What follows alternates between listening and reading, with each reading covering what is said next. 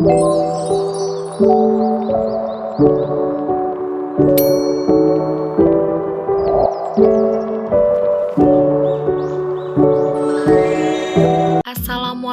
warahmatullahi wabarakatuh.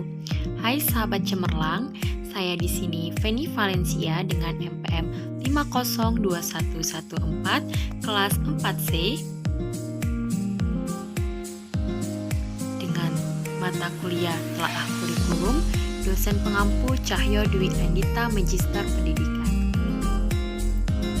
Baiklah, di sini saya akan menjelaskan tentang standar proses dan penilaian kurikulum 2013, kurikulum darurat, dan kurikulum merdeka. Untuk mengetahui lebih lanjut, simak terus ya videonya sampai dengan selesai. Materi pertama yaitu standar proses dan penilaian kurikulum. Standar proses adalah standar nasional pendidikan yang berkaitan dengan pelaksanaan pembelajaran pada suatu satuan pendidikan untuk mencapai standar kompetensi lulusan. Standar proses kurikulum 2013 yaitu bahwa semua siswa mulai dari SD sampai dengan SMA atau SMK harus memiliki kemampuan untuk mengamati, menanya, mengolah, menyajikan, menyimpulkan, bahkan mencipta. Belajar tidak hanya terjadi di dalam kelas, tetapi juga boleh di luar kelas. Guru bukan hanya satu-satunya sumber belajar, tetapi juga diperoleh dari buku, koran, TV, radio, dan internet.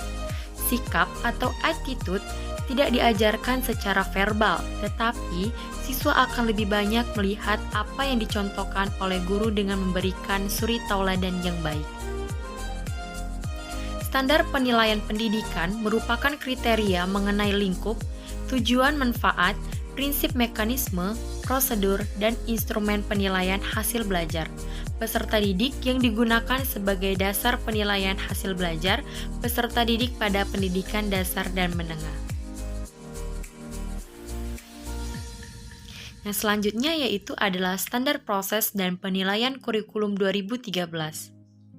Berdasarkan Keputusan Menteri Pendidikan dan Kebudayaan Nomor 709/2020 tentang pedoman pelaksanaan kurikulum pada satuan pendidikan, dalam kondisi khusus, tujuan dikeluarkannya Putusan Menteri tentang kurikulum darurat adalah memberikan fleksibilitas bagi satuan pendidikan untuk menentukan kurikulum yang sesuai bagi peserta didik. Aturan dalam penerapan kurikulum darurat adalah setiap sekolah yang berada pada kondisi khusus dibebaskan untuk menyederhanakan kurikulum sendiri.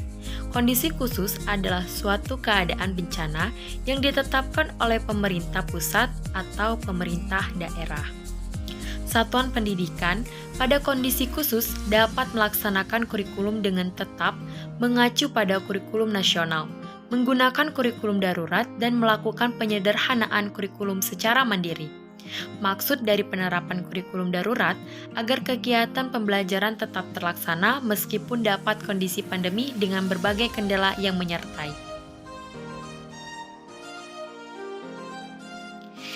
Selanjutnya, standar proses dan penilaian kurikulum merdeka.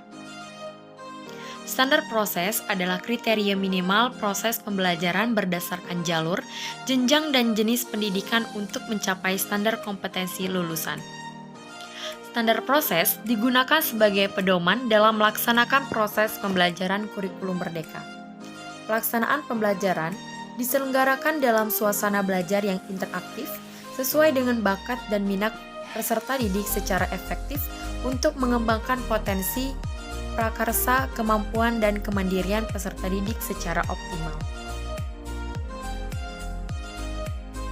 Standar proses meliputi yang pertama perencanaan pembelajaran, yang kedua pelaksanaan pembelajaran, dan yang ketiga adalah penilaian proses pembelajaran. Permendikbudristek Nomor 21 Tahun 2002 tentang Standar Penilaian Pendidikan adalah kriteria minimal mengenai mekanisme penilaian hasil belajar peserta didik. Standar penilaian menjadi acuan untuk kurikulum 2013, kurikulum darurat, dan kurikulum merdeka. Standar penilaian kurikulum merdeka dari hasil pembelajaran peserta didik yaitu berupa penilaian formatif dan penilaian sumatif. Penilaian formatif dilaksanakan pada jenjang pendidikan anak usia dini, jenjang pendidikan dasar, jenjang pendidikan menengah. Kegiatan ini bertujuan untuk memantau dan memperbaiki proses pembelajaran serta mengevaluasi pencapaian tujuan pembelajaran. Itulah tadi penjelasan saya. Semoga bermanfaat ya bagi teman-teman yang menonton. Terima kasih, sampai jumpa lagi.